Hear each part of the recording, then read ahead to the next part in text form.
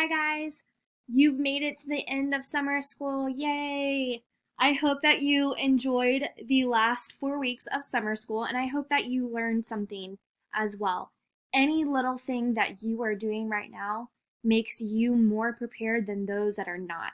So I thank you so much for being committed to summer school and for putting forth your best effort and trying as hard as you can. My hope for you is that you spend the last weeks of summer at least reading a good book. I hope that you learn to read for enjoyment if you do not already do so already. I love to read. I think that that is one of my favorite things to do to relax. So hopefully you are able to find a good book and enjoy reading as much as I do. So this week our focus is theme. So we're going to dive into theme a little bit more this week. I know that we touched on theme a little last week. So what we're going to be doing is we are going to determine the theme of a story by analyzing a character's thoughts, words, and actions. Now, you may be asking, what do we mean when we say to analyze?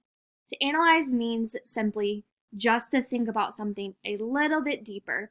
So we are going to be looking at two main characters this week, and they're both from different stories. We're going to be looking back at Common Lit again. So the first story that you are going to be reading this week is called The Kids Table.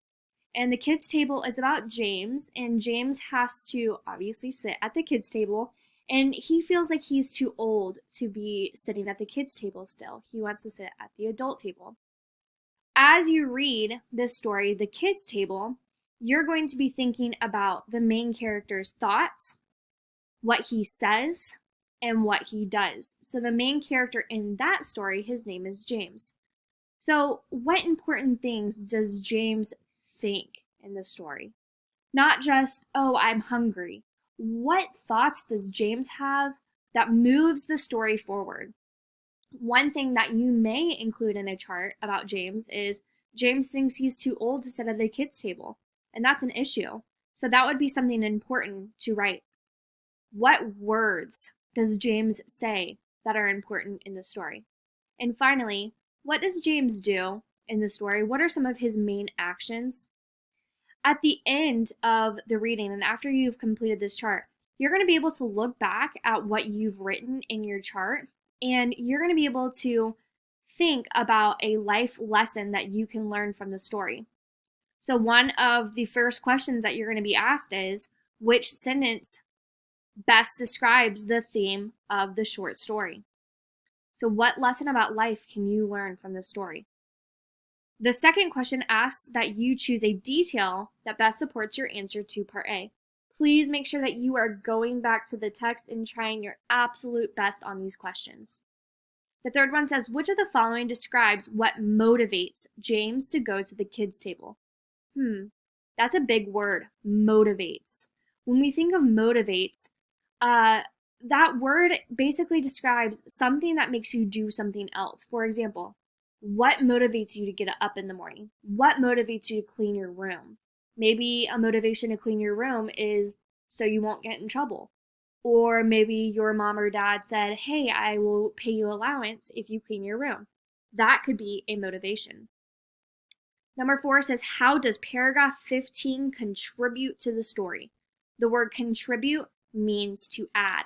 So we're going to scroll all the way down until we can find paragraph 15. Now they're asking you to reread this paragraph and then explain how it adds to the story. Finally, number 5 is a written response. Make sure you are trying your best on these written responses. I go in and grade these myself. So it says, why is it important to the story that James decides to eat at the kids' table? This is an action from James. That's probably something that may be important to include in your chart. The next story is Allie's discovery, and this is about Allie, who moves to a new town and is trying to fight being bored. So I'm not going to go through the questions with you here. They're pretty much the same as the kids' table story. So your job this week is to choose one story to complete a thoughts, words, and actions chart with. So you don't have to do both. You may if you like, but choose one story to do a thoughts, words, and actions chart for. Finally, we have our word work. This week we are going to be looking at the suffixes able and full. A suffix is added to the end of a word and changes its meaning. So the routine is the same as it has been for the last few weeks. You are going to complete Monday through Thursday for able and full.